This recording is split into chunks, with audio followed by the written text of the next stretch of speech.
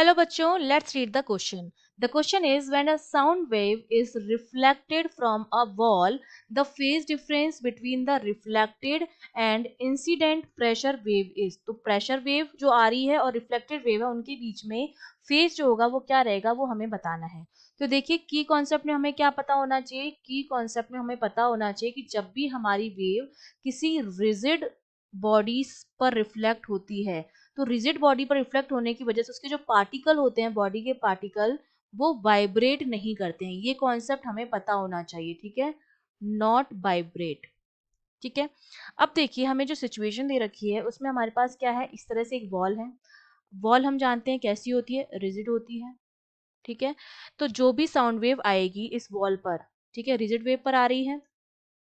तो जब ये रिजिड वेव रिफ्लेक्ट करेगी इस साउंड से, यहाँ पर आके ये रिफ्लेक्ट होगी, तो क्या होगा, इसके जो पार्टिकल हैं बाउंड्री के, ठीक है, वो क्या होंगे, अनेबल टू वाइब्रेट. तो मैं लिख सकती हूँ क्योंकि हमारा रिजिड बॉडी पर आ रही है साउंड वेव और रिजिड बॉडी से रिफ्लेक्ट हो रही है, तो उस बाउंड्री के जो पार्टिकल होंगे वो unable to, not able to vibrate, able to vibrate.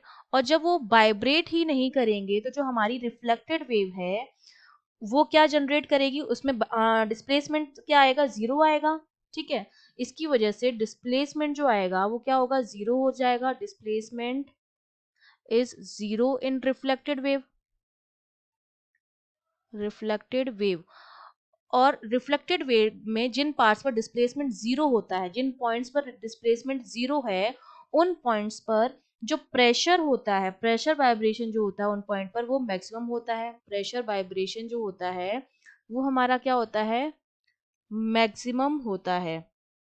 ठीक है, तो अब क्या होगा कि हमारी वेव आई, रिफ्लेक्ट हुई वॉल से, वॉल हमारी रिजिड थी, तो उसकी वजह से जो बाउंड्री के जो पार्टिकल्स थे उन्होंने वाइब्रेट नहीं किया. जब वाइब्रेट नहीं किया तो रिफ्लेक्टेड वेव जो होती है वो क्या जनरेट करती है, वो जनरेट करती है zero displacement at the rigid boundary. जो ऑन कमिंग वेव है एक, अब इसने यहाँ से रिफ्लेक्ट किया और यहाँ से एक और वेव भी आ रही होगी, तो जो ऑन कमिंग वेव है और जो हमारी रिफ्लेक्टेड वेव है, ठीक है, तो ये रिफ्लेक्टेड वेव जो होती है वो क्या जनरेट करती है या क्या प्रोड्यूस करती है, ये जनरेट करती है हमारी, इसके साथ इंटरफेरेंस करेगी और इंटरफेरेंस करके ये जनरेट करती है जीरो डिस्प्लेसमेंट. बाउंड्री पर ही ये जीरो डिस्प्लेसमेंट जो होती है वो प्रोड्यूस करती है. और इस जीरो डिस्प्लेसमेंट का रीजन यही है कि बाउंड्री के जो पार्टिकल्स होते हैं वो वाइब्रेट नहीं करते हैं. और जब वाइब्रेशन नहीं होता है